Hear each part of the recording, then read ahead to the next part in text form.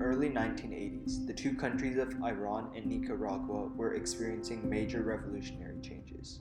In Iran, anti-American Islamic groups had taken over the government, while in Nicaragua, an anti-communist group called the Contras were attempting to overthrow the leftist regime known as the Sandinistas. As Ronald Reagan settled into his presidency, he made it clear that he supported the Contras, since he viewed them as having similar morals to the founding fathers of the United States.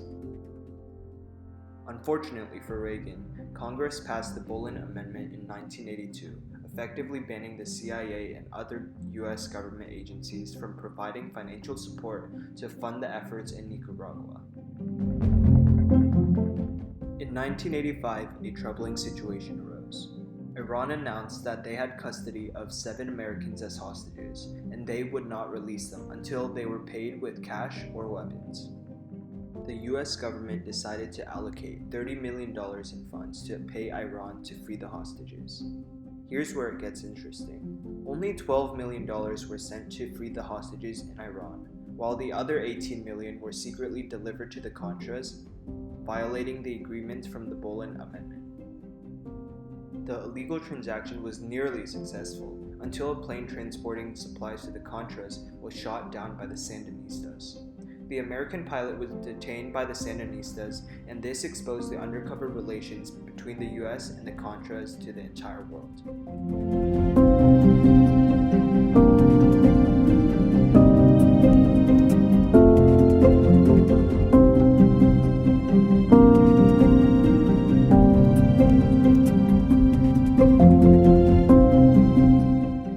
Immediately, an investigation on President Reagan was launched.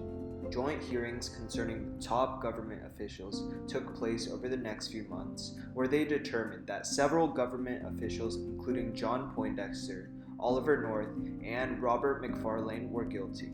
Ronald Reagan, however, was not found guilty. So, why is this significant? First of all, the Iran-Contra Scandal gave the United States a significant loss of credibility as an opponent of terrorism. By providing weapons and funding to Iran, a large global terrorism threat, the United States breached their moral and foreign agreements to fight against terrorism. Additionally, this scandal damaged the reputation of Ronald Reagan. However, he still left office with one of the highest approval ratings of any president, which I find amazing.